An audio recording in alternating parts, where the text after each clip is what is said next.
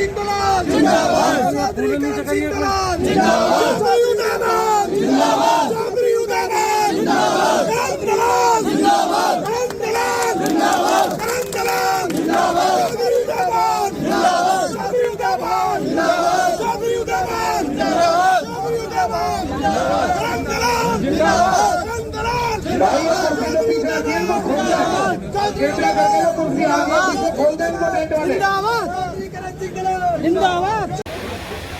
पलवल जिले के अंदर कांग्रेस कार्यालय के नाम पर कोई स्थान नहीं हुआ करता था। जब हमने पलवल को जिला बनाया, पलवल के अंदर सचिवालय बनाए, पलवल के अंदर रेलों के पुल बनाए, राजकीय महाविद्यालय बनाए, स्कूलों को अपग्रेड किया, शहर में सीवर सड़क पानी का बंदोबस्त किया। लेकिन हमसे ये भूल हमेशा होती रही कि पार्टी वो हथियार है जो पार्टी के कार्यकर्ता सभी साथी मिलकर के सत्ता में इलाके को जाने का काम अगर करते हैं तो इलाके के कार्यकर्ता, हमारे इलाके के छत्तीस बिरादरी के बुजुर्ग और भाई और खास करके नौजवान साथी करते हैं। तो हम कोई ऐसा स्थान आज तक नहीं बना सके थे जहां कांग्रेस के नाम से कार्यालय हो, बैठने उठने की जगह हो, हुक्का पानी का इंतजाम हो, चाय पानी का इंतजाम हो, कोई ना कोई आदमी हर वक्त यहाँ बैठे और जिला पलवल के कहीं से भी अगर कोई व्यक्ति आता है उसका आदर सत्कार हो, उसकी बात सुनी जाए और उनकी जो तकलीफों को अधिकारियों के सामने रखा जाए जिससे इलाके के अंदर अधिकारी बेलगाम ना हो सके। तो उसके लिए जहां उद्घाटन किया है चौधरी उदयमान जी ने, मैं आप सबकी तरफ से इनका धन्यवाद करता हूं कि ये जो प्लॉट है, जो जमीन है, ये भी चौधरी उदयमान जी की है और उन्होंने खास करके अंदर भेजा है। राज जो अपना कोई काम भी करना चाहता था लेकिन उसने कहा जब पार्टी का बना होना है तो मुझे कोई इतराज नहीं, आप इसको पार्टी कार्यालय के लिए इस जगह को बनाए। और इलाके के लोगों ने मिलकर के जो ये छोटा था जो ये कार्यालय यहाँ बनाया है, इसे आप ये मत समझना कि ये कमरे छोटे हैं।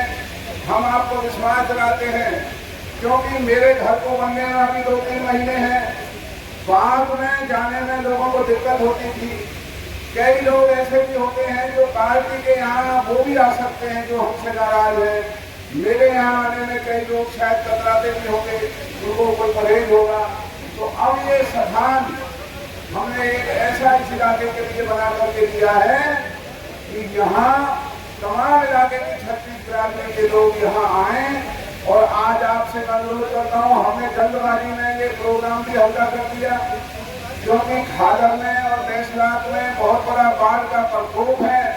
तो वहाँ के लोगों को भी हमने मना किया कि आप ना आए, बल्कि मेयर चौधरी उदयमान जी बहुत जल्दी में ही अभी आपके बीच से इजाजत लेकर के और खादर के और बैसलात के गाँवों में निकलेंगे, देखेंगे लोगों का कितना नुकसान हुआ है।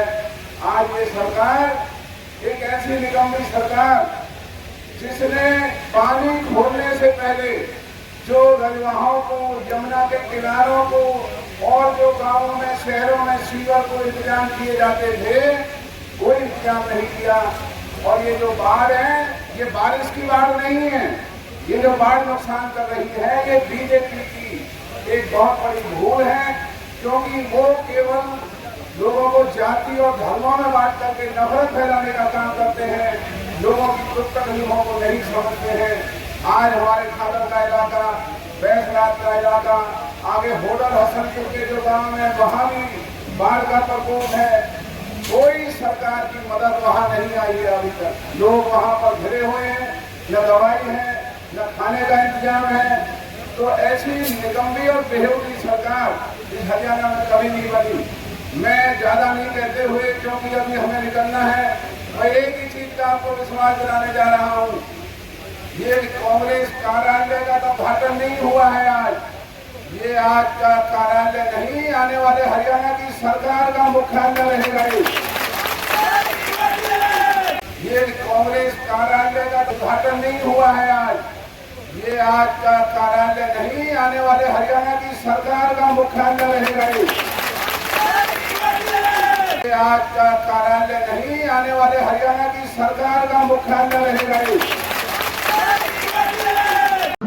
चुनाव की तो इंतजार भरी थी, चुनाव के इंतजार हमने तो भर रखे हैं, हम तो इंतजार कर रहे हैं कब घोषणा करें। ये किसकी दौड़ में लगे हुए हैं। सुशील गुप्ता बताए कि भाई वो क्या है। आम आदमी पार्टी के पास कुछ आम है नहीं, गुठली है, आम वहां पर कोई रहे नहीं, वो सब हमारे पास है। वो अपनी खींच मिटाते घूम रहे हैं। इस तरह के वो कह रहे हैं हमारे यहाँ 5 मुख्यमंत्री तो हैं, उनके यहाँ तो एक भी नहीं है। ये मुख्यमंत्री होना ये इस बात का संकेत है कि सरकार कांग्रेस की आ रही है, बीजेपी जा रही है। आपस की लड़ाई में कोई आपस की कोई लड़ाई नहीं है। इतनी जबरदस्त रैली अभी हुई है विपक्ष आपके समक्ष, सारे रिकॉर्ड तोड़ दिए। इससे पहले फरीदाबाद में हुई थी, फतेहाबाद में हुई, यमुनानगर में हुई, सब जगह हमारे 8 लोकसभा क्षेत्रों में हम कर चुके हैं। जो राहुल जी की पद यात्रा के दौरान हमने राजस्थान के बॉर्डर पर सुबह 6 बजे 1 डिग्री टेम्परेचर में कोहरे में करी। फिर हमने पानीपत में लाखों की संख्या में विशाल रैली की। जो राहुल जी की यात्रा में लाखों जनमानस उमड़ करके आया, वो अपनी बात इस बात का संकेत। और 1 साल के दरमियान 29 पूर्व विधायक, जिसमें 6 आम आदमी पार्टी के भी हैं, 29 पूर्व विधायक आम आदमी पार्टी से, भारतीय जनता पार्टी से, जेजेपी से टूट करके हमारे साथ में जुड़े हैं। सैकड़ों जो बड़े नेता हैं, जो उनके राष्ट्रीय स्तर के और उनके प्रदेश स्तर के जो बड़े नेता हैं, जो जिला अध्यक्ष हैं, वो हमारी पार्टी में शामिल हुए हैं। तो ये इस बात का संकेत है कि कांग्रेस की हरियाणा प्रदेश में लहर ही नहीं, आंधी चल रही है। और का जहां तक है संबंध,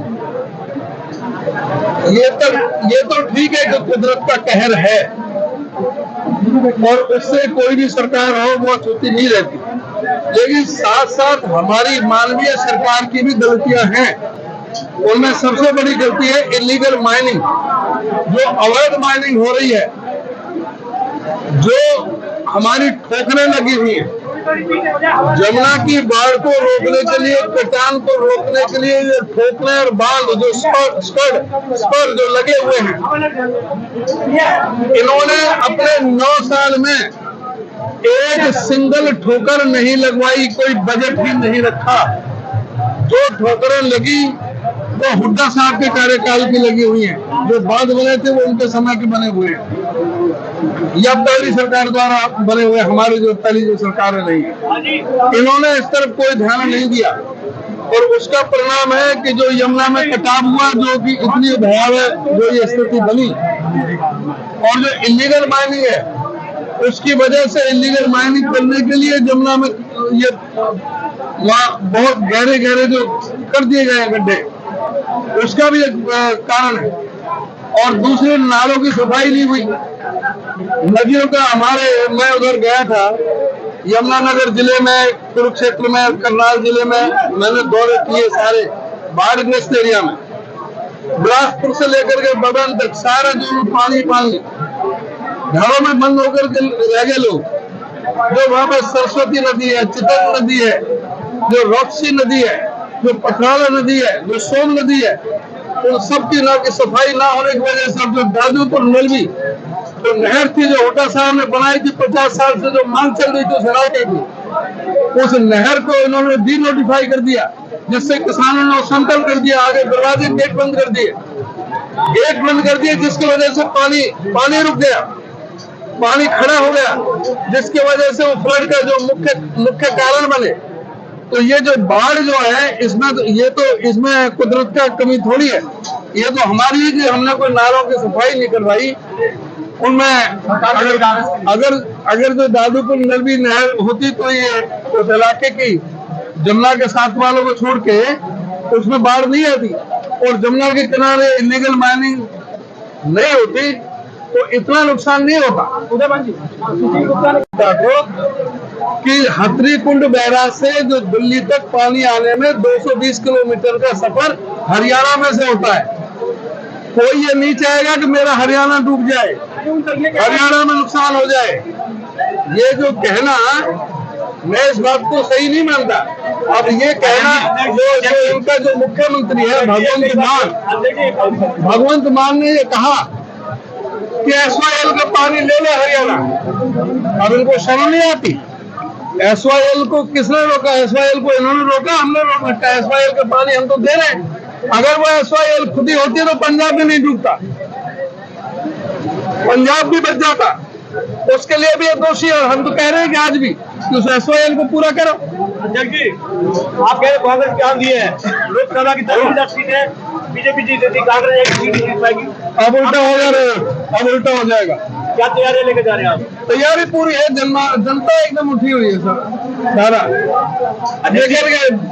तैयार लोग खड़े हैं। आपने भी अपने संबोधन और दलाल साहब ने भी कहा कि ये जिला कार्यालय नहीं बल्कि आने वाली सरकार का कार्यालय हरियाणा करे, तो क्या कोई नया मुख्यमंत्री सत्ता का केंद्र होगा, इसमें क्या शक है? तो मुख्यमंत्री का उम्मीदवार पलवल से भी आ गया। सत्ता का केंद्र होगा यहाँ।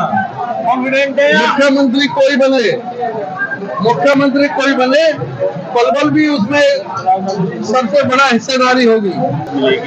क्या उम्मीद है कि सरकार पूरी मदद कर पाएगी? दूसरा, आप इलीगल माइनिंग की बात कह रहे हैं, क्या कांग्रेस के समय में माइनिंग नहीं होती थी? इस तरह से नहीं होती थी, ये गदर नहीं था, बिल्कुल भी नहीं था। आज CAG की रिपोर्ट आपने पढ़ी होगी अखबार में, 5,000 करोड़ रुपए का रेवेन्यू का नुकसान इलीगल माइनिंग की वजह से हरियाणा सरकार को हो रहा है। ये मैं नहीं कह रहा, CAG की रिपोर्ट कह रही है। CAG की रिपोर्ट कह रही है। ये फरीदाबाद नगर निगम से एक व्यक्ति जो ठेकेदार जिसकी 5 फर्में थी, जिनका एक ही पता था, एक ही पैन नंबर था, एक ही टेलीफोन नंबर था, अलग अलग 5 फर्मों के नाम से 200 करोड़ रुपए का घोटाला करके 200 करोड़ रुपए निकाल लिए, कहीं कोई काम नहीं हुआ। ये CAG ने कहा है, मैं नहीं कह रहा। तो ये जो भ्रष्टाचार में ये सरकार पूरी लिप्त है, और इसके कुछ ये खान माफिया जिन लोगों पे जो खुलेआम जो इलीगल माइनिंग चल रही है। तो क्या आपको क्या प्रतिक्रिया क्या है? क्योंकि सरकार जो वादे कर रही है 5 पीढ़ी से, चाहे वो मुआवजे की बात है या दूसरी चीजें हैं, जो समय रहते पूरी होंगी, तो सरकार को तुरंत करना चाहिए राहत, जिससे लोगों का विश्वास बने। जो विश्वास उठा पड़ा है सरकार से, वो विश्वास कायम करने के लिए तुरंत घोषणा करें कि जो फसल जो खराब हो चुकी है 100% 40,000 रुपए प्रति एकड़ के हिसाब से मुआवजा दें। जहाँ जरूरत है दवाइयों की, ये बाढ़ का पानी उतरते ही जो गर्मी पड़ेगी, ये सड़ेगा पानी, इनमें बीमारियां के कीटाणु पैदा होंगे, इलाके में बीमारी फैल सकती है। उसके लिए सचेत रहना चाहिए सरकार को, दवाइयों का डॉक्टर इंतजाम करें। जहाँ पर जो गांव घिरे हुए हैं बाढ़ के पानी से, वहाँ हेलीकॉप्टर से खाद्य सामग्री पहुंचाएं। सबसे भारी जो नुकसान हुआ है वो पशु चारे का हुआ है। पूरी तरह से पशु चारा खत्म हो गया है। जो बोंगे बिटोरे जो थे वो खत्म हो गए। बोंगों में जो भूसा था वो भूसा सड़ गया, वो काम का भी नहीं रहा, कुछ बह गए, कुछ सड़ गया। तो पशु चारे का तुरंत व्यवस्था की जाए। ये सारी ऐसी चीजें इसमें करती दिखनी चाहिए, खाली बयानबाजी नहीं, ऐसा होता दिखना चाहिए जनता को। नीचे जो आप देख रहे हैं YouTube चैनल, इसको आप लाइक करें, सब्सक्राइब करें, कमेंट बॉक्स में जाकर एक प्रतिक्रिया अवश्य दें और इस लिंक को ज़्यादा से ज़्यादा शेयर भी कर दीजिए, क्योंकि वोकल फॉर लोकल के लिए आपका इतना सहयोग हमें ज़रूरी है। धन्यवाद। जय हिंद, जय भारत।